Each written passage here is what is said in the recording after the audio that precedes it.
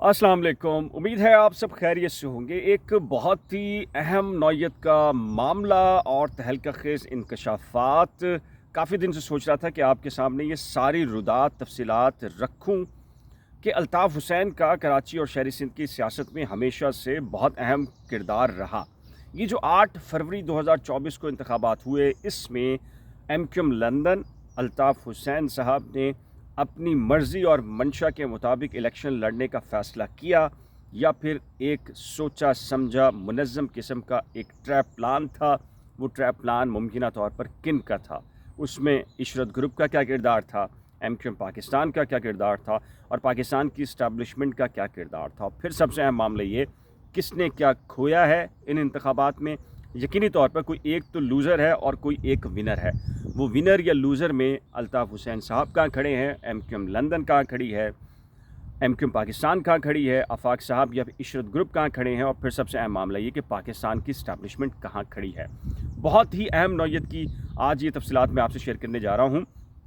मुमकिन है कि मेरे थंबनेल को देखकर बहुत सारे लोगों के जहनों में कई सवालात ने जन्म लिया हो। मेरा ख़्याल है, मेरी तजवीज़ है, मेरी राय है कि अगर इस व्लॉग को आप मुकम्मल देखेंगे आखिर तक, तो आपके वो तमाम तर सवालात जो आपके जहनों में उभर रहे होंगे, इस वीडियो को देखने से पहले थंबनेल देखने के नतीजे में आपको एक एक करके उनके तमाम तर जवाबात मिल जाएंगे। देखिए, जिस तरीके से कराची और शहरी सिंध का एक स्क्रिप्ट है, वो स्क्रिप्ट बिल्कुल वैसे ही आगे बढ़ रहा है जिस तरीके से मैं 1 साल पहले से आपको तफसीलात शेयर करता आ रहा हूँ। और बहुत सारे लोग इस बात की गवाही भी देंगे कि जैसे जैसे इन इंतखाबात के हवाले से, MQM के हवाले से मैंने जो तफसीलात स्क्रिप्ट का पहला हिस्सा आपसे शेयर किया था, बिल्कुल वैसे ही नताइज बरामद होना शुरू हुए हैं। तो अल्ताफ़ हुसैन साहब का इंतखाबात में हिस्सा लड़ना भी क्या स्क्रिप्ट का हिस्सा था, और फिर उनको तैयार किया गया कि आप बाइकआउट के बजाय इंतखाबात में जाएं। इसकी क्या वजह थी, इस पे बात करते हैं। तो सबसे पहले उन तमाम तर अफराद का मशकूर हूँ जिन्होंने मेरी रिक्वेस्ट पर मेरे YouTube channel current affairs with Bilal को सब्सक्राइब कर लिया है और फेसबुक पेज को भी आप कहें फॉलो कर लिया है। लेकिन जो नए हैं या जिन्होंने अभी तक नहीं किया, उनसे रिक्वेस्ट होगी कि मेरी हर नई आने वाली वीडियो तक रसाई के लिए ज़रूरी है कि अगर आपने अभी तक करंट अफेयर्स को सब्सक्राइब नहीं किया तो बराए करम सब्सक्राइब कर लीजिएगा और बेल आइकन को लाजम प्रेस कीजिएगा, ताकि जैसे ही कोई नई वीडियो अपलोड हो तो आप उसको देख सकें। चलें, आते हैं बगैर किसी वक्त के ज़िया के अहम तरीन मौजू की तरफ, और इसको ज़रा ध्यान से सुनिएगा। यकीनी तौर पर आप बहुत सारी आरा आपसे बनना आपके जहन में शुरू हो गई होंगी कि क्या खोया क्या पाया, और आप सोच रहे होंगे। लेकिन मैं आपके सामने बहुत ही दिलचस्प किस्म की तहलका खेज़ नौयत की इन्फॉर्मेशन शेयर करने जा रहा हूँ। ज़रूरी है कि इसको आप तसल्ली के साथ ज़रा मुकम्मल इसको ज़रा सुन लीजिएगा। देखिए, 8 फरवरी 2024 को इंतखाबात का शेड्यूल हुआ, और जिस तरीके से आपके इल्म में है कि MQM पाकिस्तान, मैं खुलकर भी ये बात कहता हूँ, इजहार करता हूँ इस बात का कि उनकी पुश्त के ऊपर पाकिस्तान की इस्टेब्लिशमेंट खड़ी थी, खड़ी है। और मैंने स्क्रिप्ट का पहला हिस्सा हूबहू आपको वैसे ही बता दिया था इन इंतखाबात से पहले कि नताइज किस नौयत के होंगे, बिल्कुल वैसे ही हुए। एक बड़ा सवाल ये था कि क्या अल्ताफ़ हुसैन साहब को उनकी मर्ज़ी पर छोड़ दिया जाए, उनके हाल पर छोड़ दिया जाए। MQM लंदन आती है तो इंतखाबात में आए, नहीं आती तो ना आए, इससे क्या सरोकार है। जब ये डिबेट हुई, इसमें कहा जाता है कि MQM पाकिस्तान के भी लोग मौजूद थे और पाकिस्तान की इस्टेब्लिशमेंट भी कहीं पर ये प्लान कर रही थी कि अच्छा ठीक है, MQM पाकिस्तान को तो एक स्पेस देना है, मरकज़ी सतह पर लेकर आना है, उनको मेन स्ट्रीम आप कहें कि पॉलिटिक्स का हिस्सा बनाना है, कराची शहरी सिंध के अंदर उनकी एक भरपूर नुमाइंदगी करना है। लेकिन अल्ताफ़ हुसैन साहब का क्या करना है, या क्या उनको माजी में जिस तरीके से वो जिस तरह चल रहे हैं, बयानात दे रहे हैं, सोशल मीडिया पर मौजूद हैं, उनको उनके हाल पर छोड़ दिया जाए, या फिर इन इंतखाबात के नतीजे में कुछ हासिल किया जाए, कुछ गेन किया जाए अल्ताफ़ हुसैन से या MQM लंदन से। या फिर एक सबसे अहम नुक्ता ये था कि MQM लंदन ये मुसलसल कहती आ रही थी कि उनका स्टेक आज भी कराची शहर के अंदर मौजूद है, और जब कभी भी अल्ताफ़ हुसैन के हेलो की आवाज़ आएगी तो लोग ये देख लेंगे कि कौन इस शहर के अंदर असल कायद है, रहनुमा है, लीडर है, और किसका कराची या हैदराबाद है सियासी नुक्ता नज़र से। इस पे ये फ़ैसला किया गया। 2018 में तो MQM लंदन ने बाइकआउट का ऐलान किया, लेकिन इस गरूर को जो कि एक मौजूद है आज भी कराची के लोगों में, इस ख़याल को, इस तासुर को तोड़ने के लिए कि कराची आज भी अल्ताफ़ हुसैन का है, تو پھر یہ طے کیا گیا کہ ایم کیو ایم لندن کو لے کر آیا جائے، انتخابات کا حصہ بنایا جائے۔ اب بہت سارے لوگ کہیں گے کہ یہ انڈیپینڈنٹ فیصلہ تھا اور ساری چیزیں تھیں۔ میں نے جیسے آپ سے کہا کہ بہت سارے ادھر کے ادھر بیٹھے ہیں اور ادھر کے ادھر بیٹھے ہیں، اور ادھر کی انفارمیشنز ادھر جاتی ہیں اور ادھر کی انفارمیشنز ادھر آتی ہیں، اور کہیں درمیان سے بھی سلپ ہو کر انفارمیشنز کہیں اور کی، اور پھر مجموعی رائے جو بن رہی ہوتی ہے وہ انڈیپینڈنٹ رائے نہیں بنتی، بلکہ اس میں انفلوئنس ہوتا ہے۔ میری اس بات کو بہت سارے لوگ سمجھ جائیں گے کہ میں نے یہ کون سی بات کی ہے، ادھر کی انفارمیشنز ادھر اور ادھر کے فیصلوں میں انفارمیشنز ادھر ہو رہی ہوتی ہیں، اور یہ بات آڈیو لیکس کے ذریعے آ گئی ہے، واضح ہو گئی ہے کہ کیا کیا چیزیں ہوتی رہی ہیں ادھر سے، اور ادھر سے کیا کیا چیزیں ہوتی رہی ہیں۔ اور میں تو اس کے اوپر ایک ولاگ بنا چکا ہوں کہ مخبریوں کا جو سلسلہ ہے اس میں بہت اعلیٰ سطح کی مخبریاں ہیں، یہ آپ کہیں رابطہ کمیٹی یا اس طرح کی معاملات نہیں، بہت اعلیٰ قسم کی مخبریاں ہیں، اور میں اس پہ پوری تفصیلات ایک ولاگ کے اندر شیئر کر چکا ہوں۔ خیر، جب پاکستان کی establishment M Q M Pakistan کے سامنے یہ معاملہ آیا کہ ایم کیو ایم لندن کا کیا کیا جائے، تو انہوں نے یہ طے کیا کہ ایم کیو ایم لندن کو انتخابات کی طرف لے کر آیا جائے۔ ادھر ایم کیو ایم لندن اس بات کا خیال کر رہی تھی، سوچ رہی تھی کہ کیا انتخابات کا حصہ بنا جائے یا پھر نہ بنا جائے۔ ایم کیو ایم لندن کا یہ دعویٰ ہے کہ جی وہ انڈیپینڈنٹلی اپنی مرضی سے ان انتخابات کا حصہ بنے۔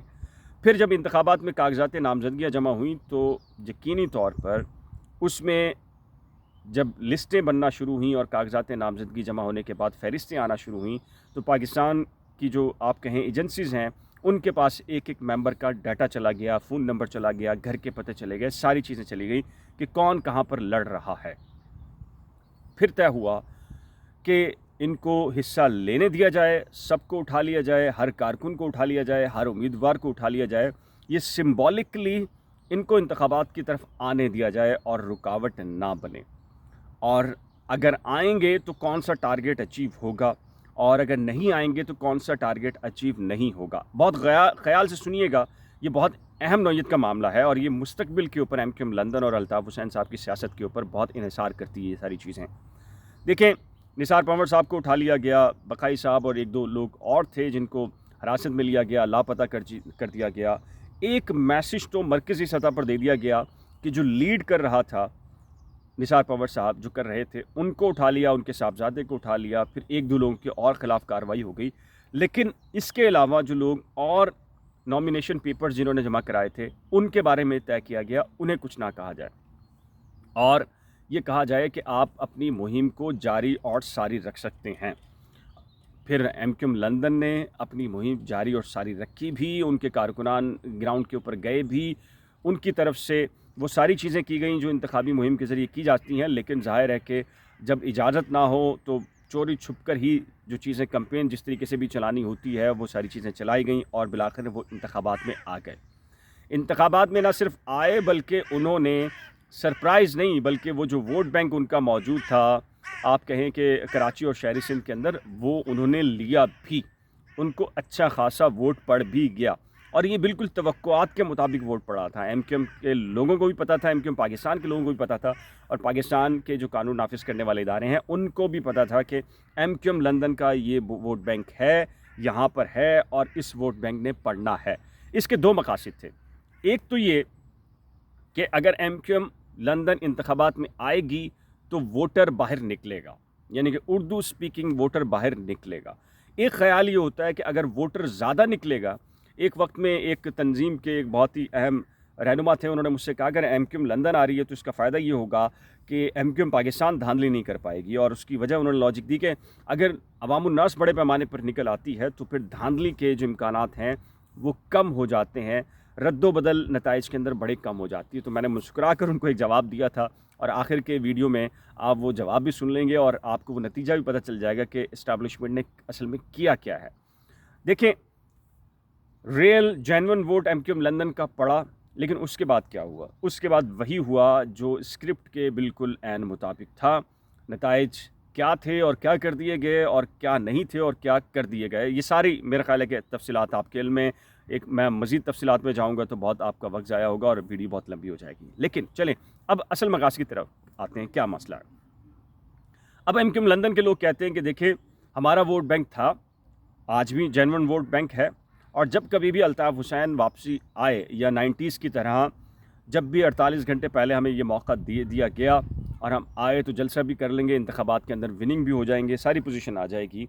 لیکن ایک بہت ہی اہم نقطہ یہاں پر یہ ہے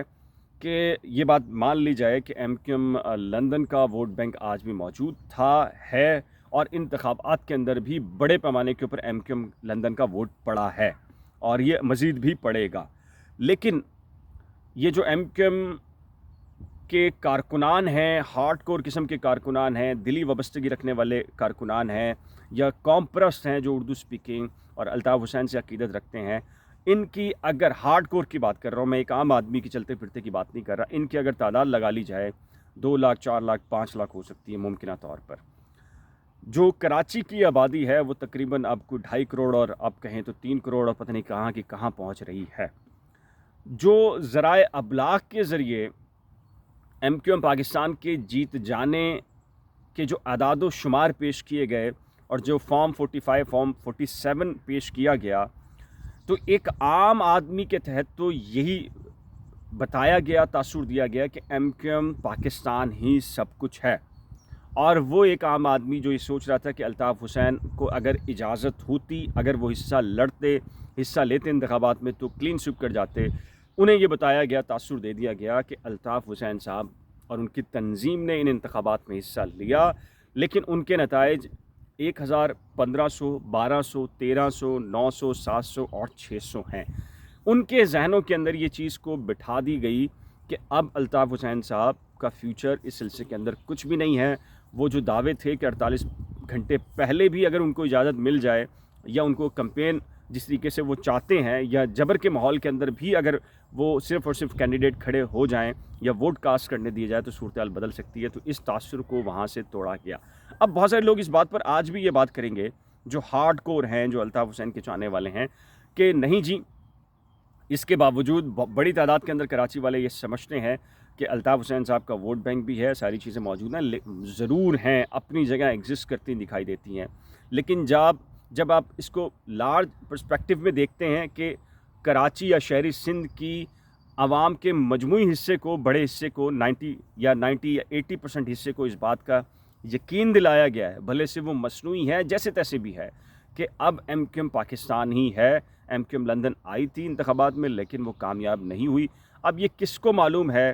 کہ ڈبوں کے اندر کہاں پر کیا تبدیلی ہوئی ہے؟ 2 4 6 مہینے کے اندر سارے لوگ بھول جائیں گے کہ یہ فارم 45 کیا تھا اور فارم 47 کیا تھا، نئے ایشوز آ جائیں گے کراچی کے اندر، حیدرآباد کے اندر، شہری سندھ کے اندر، سارے ان ایشوز پر لگ جائیں گے، اور 2-3 سال کے بعد تو لوگوں کو یاد بھی نہیں رہے گا کہ 8 فروری 2024 کے انتخابات میں کیا ہوا۔ یہ میں کارکنان کی بات قطعاً نہیں کر رہا، ہارڈ کور لوگوں کی بات قطعاً نہیں کر رہا، جو نظریات پر کھڑے رہنے والے لوگ ہیں ان کی بات قطعاً نہیں کر رہا، میں ایک لے مین کی بات کر رہا ہوں جس کا کسی پولیٹیکل پارٹی سے تعلق نہیں ہوتا اور اس کی بڑی تعداد بھی مہاجر کمیونٹی کے اندر ہے۔ ان کو یہ تاثر دیا گیا کہ جو کچھ بھی ہے اب ایم کیو ایم پاکستان ہی ہے، اور اس پورے ایجنڈے میں ایم کیو ایم پاکستان بھی موجود تھی، کہیں نہ کہیں اس کا رول بھی تھا۔ کہا جاتا ہے کہ پاکستان کی اسٹیبلشمنٹ کے ساتھ مل کر انہوں نے یہ سارا پلان ترتیب دیا، اور پھر کہا جاتا ہے کہ کچھ دبئی کے اندر جو اہم ترین شخصیات ہیں اور جو امریکہ میں کچھ اہم ترین شخصیات ہیں، ان سب کو یقین دلایا گیا کہ ایم کیو ایم پاکستان کو ڈیمیج کیا جا سکتا ہے اگر ایم کیو ایم لندن انتخابات میں آ سکتی ہے۔ تو ایم کیو ایم لندن کو کہیں اور کی بھی مشاورت رہی اپنے لوگوں کے ساتھ ساتھ، اور انہوں نے بھی یہ گراؤنڈ دیا کہ آپ کو انتخابات کی طرف آنا چاہیے۔ یہ ایک بنیادی طور پر ایک ٹریپ پلان تھا، اور یہ کہنا کہ یہ سرپرائز تھا، کاغذات نامزدگی اور پھر ان کے امیدواروں کو کھڑا ہونا، پھر ان کو نام الاٹ کر دینا، یعنی کہ نشان الاٹ کر دینا، یہ کچھ سرپرائز ان کی طرف سے نہیں تھا بلکہ ایک ٹریپ پلان تھا، اور اس کے تحت بہت ساری چیزیں حاصل کی گئی ہیں۔ دوسری چیز یہ کہ جیسے میں نے اسکرپٹ کا پہلا حصہ آپ کو بتایا بالکل ہو بہو ویسے چل گیا، یہ دوسرے حصے کے بھی کچھ ایشوز ہیں، وہ بھی میں نے آپ کے سامنے رکھے اور آپ کو مسلسل بتاتا چلا آ رہا ہوں کہ کراچی اور حیدرآباد کے حوالے سے جو آئینی ترمیم ہونی ہے، بہت سارے لوگ ایم کیو ایم لندن کے خاص لوگ یہ کہہ رہے تھے کہ کاغذ کا ٹکڑا ہے، وہی آصف علی زرداری اب صدر بن رہے ہیں، وہی آصف علی زرداری اس آئینی ترمیم کو ختم کریں گے، یہی آصف علی زرداری بلدیاتی نظام کے اندر کراچی اور شہری سندھ کو اپنے ہاتھوں سے جاتا ہوا دیکھیں گے، اور یہی آصف علی زرداری اس پورے نظام کو، پارلیمانی نظام کو اپنے ہاتھوں سے ختم کر کے ملک کے اندر صدارتی نظام کی راہ ہموار کریں گے۔ یہ اسکرپٹ کا دوسرا پلان ہے جو کہ اس وقت اب الیکشن کے بعد اس پر عمل درآمد ہونا شروع ہو چکا ہے۔ امید ہے آپ کو آج کی جو ویڈیو ہے اس سے بہت اہم نوعیت کی معلومات ملی ہوں گی۔ ابھی بھی بہت سارے لوگوں کے ذہنوں میں کچھ سوال ہوں یا رائے ہو تو اپنی قیمتی رائے کا اظہار نیچے دیے گئے کمنٹ سیکشن میں ضرور طے کیجیے گا۔ ایک نئے ولاگ کے ساتھ جلد ملیں گے، لیکن جانے سے پہلے ریکویسٹ ہے کہ اگر آپ نے ابھی بھی میرے current affairs with Bilal YouTube channel یا فیس بک پیج کو لائک، سبسکرائب، فالو نہیں کیا تو کر لیجیے گا۔ ایک نئی ویڈیو کے ساتھ ملیں گے 11:30 بجے رات، رمضان ہو یا عام دن، لائیو سیشن میں کرتا ہوں، اسے جوائن کرنا مت بھولیے گا۔ خدا حافظ۔